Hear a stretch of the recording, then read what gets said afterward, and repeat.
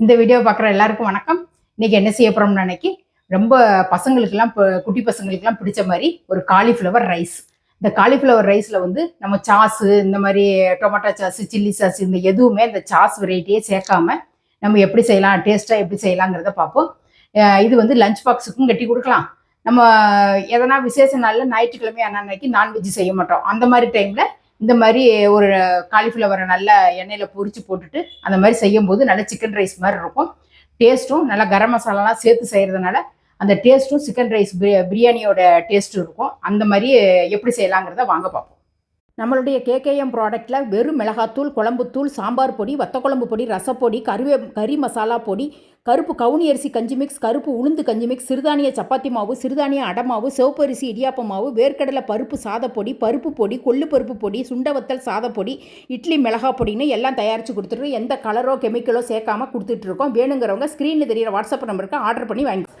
நான் காலிஃப்ளவரை இந்த மாதிரி சின்ன சின்ன பீஸாக கட் பண்ணி இதில் வந்து மஞ்சத்தூளும் தண்ணியை கொதிக்க வச்சுட்டு மஞ்சத்தூள் போட்டு இதை நல்லா ஒரு 2 நிமிஷம் அப்படியே கொதிக்க வச்சு எடுத்திருக்கேன், வடித்து எடுத்திருக்கேன். இதில் வந்து நம்ம மசாலாலாம் போட்டு கிளறதை பார்ப்போம். இதில் 2 ஸ்பூன் கார்ன்ஃப்ளவர் மாவு, இதில் 1.5 ஸ்பூன் அளவுக்கு மைதா மாவு, 1.5 ஸ்பூன் அரிசி மாவு, இதில் 1 ஸ்பூன் கடலை மாவு இல்லைன்னா பஜ்ஜி மாவு எதனா ஒன்று எடுத்துக்கலாம், 1 டேபிள் ஸ்பூன். இதில் 1 ஸ்பூன் அளவுக்கு வெறும் மிளகாத்தூள், ஒரு 1/4 டீஸ்பூன் அளவுக்கு மஞ்சள் பொடி, 3/4 ஸ்பூன் அளவுக்கு உப்பு. இதை நல்லா இப்படி கலந்து விட்டுருவோம். இதில் கொஞ்சம் கொஞ்சமாக இப்படி தண்ணியை தெளித்து அப்படியே நல்லா பஜ்ஜிலாம் சுடுவோம் இல்லையா, அந்த மாதிரி அளவுக்கு நல்லா கெட்டியான பதத்தில் பிசைஞ்சு வச்சிடலாம். இந்த மாதிரி பக்குவத்தில் இந்த காலிஃப்ளவரை இப்படி கிளறி எடுத்தாச்சு. இப்போ எண்ணெய் வந்து நல்லா சூடு ஏறிட்டு இப்போ நம்ம காலிஃப்ளவரை கலந்து வச்சுருந்த காலிஃப்ளவரை அப்படியே எண்ணெயில் போட்டு ஒன்று ஒன்றா பொரிச்சு எடுத்துக்கலாம். இப்போ இந்த காலிஃப்ளவர் வந்து இந்த மாதிரி கலர் நல்லா மொறுமொறுன்னு இந்த மாதிரி பொரிச்சு எடுத்துக்கணும். 2 பக்கம் நல்லா அப்பப்போ திருப்பி விட்டு இந்த மாதிரி பொரிச்சு எடுத்தாச்சு. இது எல்லாத்தையுமே பொரிச்சு எடுத்துட்டு காட்டுறேன். சாப்பாடு தாளிக்கிறதுக்கு ஒரு 4 ஸ்பூன் கிட்ட எண்ணெய் விட்டுருக்கேன். ஒரு 3/4 ஸ்பூன் அளவுக்கு ஜீரகம், ஒரு 2-3 துண்டு பட்டை, 3 பிரிஞ்சி இலை நல்லா பொரிஞ்சு வரட்டும். ஒரு 3 வெங்காயம், மீடியம் சைஸ் வெங்காயம் 3 வெங்காயத்தை உள்ள சேர்க்குறேன். இதில் ஒரு கொத்து கருவேப்பிலையும் சேர்த்துட்டு நல்லா கண்ணாடி பதத்துக்கு வெங்காயம் நல்லா வதங்கி வரணும். லைட்டாக கலர் மாதிரி வந்ததுக்கப்புறம் ஒரு 1 ஸ்பூன் அளவுக்கு இஞ்சி பூண்டு பேஸ்ட், இஞ்சி பூண்டோட பச்சை வாசனை போகிற அளவுக்கு நல்லா வதக்கி விட்டுருவோம். அடுப்பை வந்து நல்லா மீடியமாக ஸ்லோவாக வச்சு வதக்குங்க. இதில் ஒரு 4 தக்காளி, ஒரு மீடியம் சைஸ் தக்காளி 4 தக்காளியை சேர்த்துட்டு நல்லா தக்காளி வந்து நல்லா குழைய வேகணும்.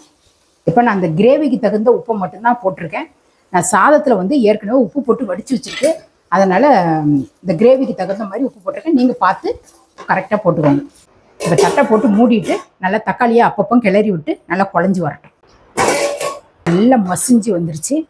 3/4 ஸ்பூன் அளவுக்கு வெறும் மிளகாத்தூள், 1 டீஸ்பூனால் 1 ஸ்பூன் அளவுக்கு கறி மசாலாத்தூள், நம்ம கறி மசாலாத்தூள் இல்லைன்னா கரம் மசாலாத்தூள் எதனா ஒன்று சேர்த்துக்கலாம். இதில் கொஞ்சமாக மஞ்சள் பொடி, மிளகாத்தூளோட பச்சை வாசனை போகிற அளவுக்கு நல்லா கொஞ்சம் நேரம் அப்படி 1 நிமிஷம் வதக்கி விட்டுறலாம். இப்போ வடித்து வச்சுருந்த சாதத்தை கொட்டிக்கலாம். நான் பாஸ்மதி ரைஸ் தான் வடித்து வச்சுருக்கேன். பொரிச்சு வச்சுருந்த காலிஃப்ளவரையும் மேலே சேர்த்துடலாம். சேர்த்துட்டு நல்லா இப்படி அரிசி உடையாத அளவுக்கு இந்த மாதிரி இப்படி தூக்கி இப்படி உதுத்து கிளறி கொடுக்கணும். கொஞ்சம் கொத்தமல்லி இருந்தால் சேர்த்துக்கோங்க. நான் இன்றைக்கி கொத்தமல்லி இல்லை, அதனால் இன்றைக்கி சேர்க்கலை. இந்த மாதிரி கிளறி விட்டுட்டு ஒரு நிமிஷம் அப்படி தட்டை போட்டு மூடி வச்சோம்னா கொஞ்சம் தண்ணி இருந்ததுன்னா கூட நல்லா இழுத்து. இப்போ காலிஃப்ளவர் ரைஸ் வந்து ரெடி ஆயிடுச்சு. இந்த காலிஃப்ளவரை பார்க்கும்போது சிக்கன் போட்டிருக்கிற மாதிரி பொரிச்சு போட்டிருக்கிற மாதிரி இருக்கும். டேஸ்ட்டும் நல்லா கறி மசாலா தூள்லாம் போட்டிருக்கிறதுனால டேஸ்ட்டும் நல்லா ஒரு சிக்கன் ரைஸ் மாதிரி நல்ல ஒரு டேஸ்ட்டாகவும் இருக்கும். இந்த மாதிரி ஒரு காலையில் லஞ்ச் பாக்ஸு கூட இந்த மாதிரி கட்டி கொடுத்தீங்கன்னா பசங்க வந்து மிச்சம் வைக்காமல் சாப்பிட்டு வருவாங்க. காலிஃப்ளவர் ரைஸை செஞ்சு பார்த்தாச்சு. நீங்களும் உங்கள் வீட்டில் ஒரு தடவை செஞ்சு பார்த்துட்டு எப்படி இருந்ததுங்கிறத கமெண்ட்டில் சொல்லுங்கள். இதே மாதிரி அடுத்து ஒரு சூப்பரான ஒரு வீடியோவில் நான் உங்களை சந்திக்கிறேன். நன்றி, வணக்கம்.